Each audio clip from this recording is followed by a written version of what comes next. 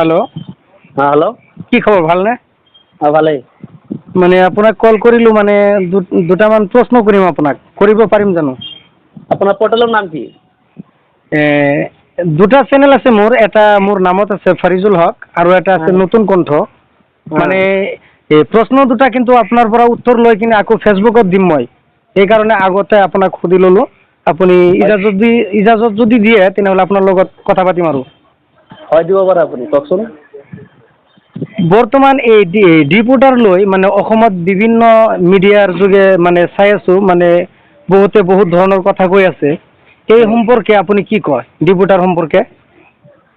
মই কিছুদিন ধৰি ময়ো লক্ষ্য কৰি আছোঁ, অসমত আপোনাৰ যাইখিনি বিজেপি চৰকাৰে অসমত বা ভাৰতত বা অসমত যিবিলাক বৈধ নাগৰিক, এই বৈধ নাগৰিকবিলাকক যধে মধে সংযুক্ত বাংলাদেশী বুলি সিহঁতে উঠাই লৈ আছে।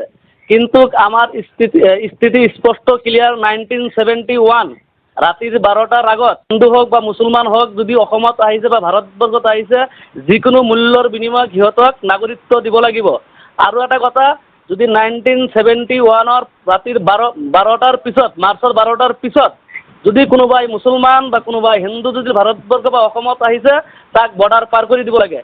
কিন্তু বিজেপি গভৰ্ণমেণ্টে অকল সংখ্যালঘু এলেকাত বা সংখ্যালঘু বধিত অঞ্চলত যধে মধে সংযুক্ত বাংলাদেশ উঠাই কিনি বৰ্ডাৰ পাৰ কৰিছে, সেইটো আমি লক্ষ্য কৰি আছোঁ। কিন্তু এই বিজেপি চৰকাৰ, স্বৈৰাচাৰী চৰকাৰ, ফেচিবাদী চৰকাৰ, সাম্প্ৰদায়িক চৰকাৰ, সংবিধান বিৰোধী চৰকাৰ, আৰু এইখন বিজেপিয়ে অসমত হিন্দু মুছলমান বিভাজন সৃষ্টি কৰি 2026 নিৰ্বাচন বৈতৰণি পাৰ কৰিব খুজিছে। ইতিমধ্যে এই ডিপোটাৰ সম্পৰ্কে আৰু যধে মধে যি বাংলাদেশ উঠাই আছে, তাৰ কাৰণে AIUDF দল আপোনাৰ ৰাজপথত ওলোৱাৰ কাৰণে বাধ্য হ'ব। আৰু ইতিমধ্যে AIUDF দলে অসমৰ ৰাজ্যপালক ইতিমধ্যে AIUDF দলে সজাতি দলে আমাৰ দলগাঁও সমষ্টিৰ বিধায়ক মাননীয় মজিবুৰ ৰহমান ডাঙৰীয়া, হাফিজ বছিৰ কাছেমি, ৰফিকুল ইছলাম, AIUDF দলৰ সজাতি দলে ইতিমধ্যে ৰাজ্যপালক সাক্ষাৎ কৰিছে, মেমৰেণ্ডাম দিছে। ইতিমধ্যে স্পষ্ট ক্লিয়াৰ হ'ব ৰাজ্যপালে কি উত্তৰ দিয়ে। হয়, নিশ্চয়। পিছে আপোনাৰ পৰা আৰু এটা কথা জানিব বিচাৰিম। ৰাইজৰ দলৰ মানে সন্মানীয় অখিল গগৈ চাহাব মানে সংখ্যালঘু অঞ্চলত আহি মানে বহু ধৰণৰ বক্তব্য দি থাকে, কিন্তু এই সময়ত মানে ৰাইজৰ হৈ একো কথা কোৱা নাই, নিমাত হৈ আছে। এই সম্পৰ্কে কি কয়? শুনক, অখিল গগৈ হৈছে অসমৰ একদম চতুৰ ৰাজনীতিবিদ। যিজন অখিল গগৈয়ে অসমৰ সংখ্যালঘু অঞ্চলত বা মাইনৰিটি অঞ্চলত যোৱা পঞ্চায়ত নিৰ্বাচন যেনেধৰণে আহি কৈছিল যে আমাক ভোট দিয়ক, আমি হিন্দু মুছলমান এক হৈ চৰকাৰ গঠন কৰিম, সেইজন অখিল গগৈ আজি অসমৰ সংখ্যালঘু মানুহে, সংখ্যালঘু জনসাধাৰণে যেনেধৰণে বিপদত পৰিছে, এইখন অখিল গগৈ কিন্তু অসমৰ সংখ্যালঘু মানুহৰ, অসমৰ এই খাটি খোৱা দৰিদ্ৰ দুখীয়া মানুহৰ পক্ষত কিন্তু আজি মাত দিয়া নাই। আজি যদি ধৰিবলৈ যাওঁ, অসমৰ ভিতৰত সংখ্যালঘু অঞ্চলত অখিল গগৈ বা ৰাইজৰ দলে 3খন জিলা পৰিষদ জিকাই দিছে অসমৰ এই সংখ্যালঘু জনসাধাৰণে। আৰু কেইবা 2-3 লাখ 5-6জন AP মেম্বাৰক কিন্তু জিকাই দিছে। কিন্তু বৰ লজ্জাজনক কথা, কিন্তু অখিল গগৈ এই বিপদৰ সময়ত কিন্তু অখিল গগৈ এই জনসাধাৰণৰ হৈ কিন্তু মাত মাতা নাই। এইটো কিন্তু অসমৰ সংখ্যালঘু জনসাধাৰণে, খাটি খোৱা মুছলমান মানুহে 2026 ইয়াৰ প্ৰতি উত্তৰ দিব। আৰু এটা কথা, আৰু অসমৰ জনসাধাৰণক আপোনাৰ এইখন ভিডিঅ'ত বা অডিঅ' ক্লিপত আমি অনুৰোধ জনাইছোঁ, যিখন অখিল গগৈ নিজৰ সমষ্টিত, শিৱসাগৰ সমষ্টিত 4খন জিলা পৰিষদ আছিল, 29খন AP মেম্বাৰ আছিল, তাৰ সমষ্টিত ৰাইজৰ দলক ধূলিচাত কৰি দিছে। আৰু এইজন অখিল গগৈ হিমন্ত বিশ্ব শৰ্মা ডাঙৰীয়াৰ মুখপাত্ৰ হিচাপে অসমত কাম কৰি আছে।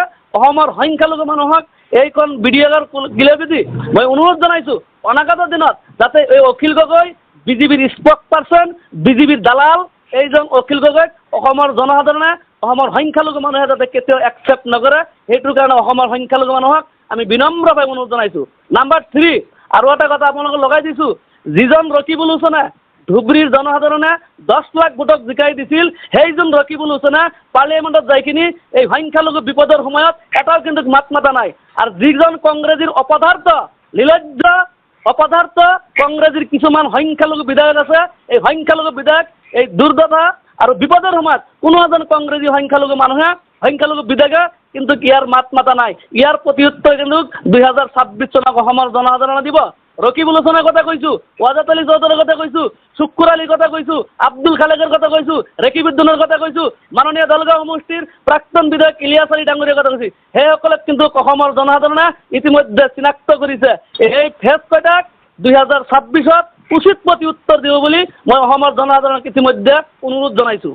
আৰু নিশ্চয় আৰু এটা কথা আপোনাৰ পৰা জানিব বিচাৰিম যে এই ডিটেনশ্যন কেম্প আৰু ডিপুটাৰ যিবিলাক মানুহক উঠাই লৈ আছে এই সম্পৰ্কে দোষাৰোপ আপুনি কাক কৰিব খোজে?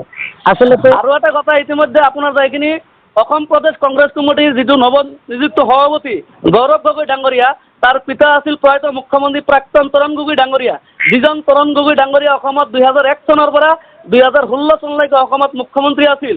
7টাকৈ ডিটেনশ্যন কেম্প বনাইছে, 5,40,000 ডিপুটাৰ বনাইছে, আৰু তাৰ পুত্ৰই গৌৰৱ গগৈ আজি অসম প্ৰদেশ কংগ্ৰেছ কমিটিৰ নৱনিযুক্ত সভাপতি। আৰু সেইজন গৌৰৱ গগৈৰ নেতৃত্বত আমি যে কি পাম আৰু কি নাপাম সেইটো আমি আগৰ পৰাই জানো। এইখন গৌৰৱ গগৈ যদি অসমৰ মুখ্যমন্ত্ৰী হয় 14খন ডিটেনশ্যন কেম্প বনাব, 10 লাখ ডিপুটাৰ বনাব, আৰু এই ডিপুটাৰ ডিটেনশ্যন কেম্প আৰু সন্তাযুক্ত বাংলাদেশী ডিপুটাৰ ইয়াৰ মূল নায়ক হৈছে অসমত কংগ্ৰেছ দল। আৰু এই কংগ্ৰেছ দলক অসমৰ জনসাধাৰণে যিমান দিনলৈকে ভোট দি আহিব সিমান দিন এই সংখ্যালঘু খাটি খোৱা দৰিদ্ৰ মানুহৰ বিপদ কিন্তু কেতিয়াও নেৰে।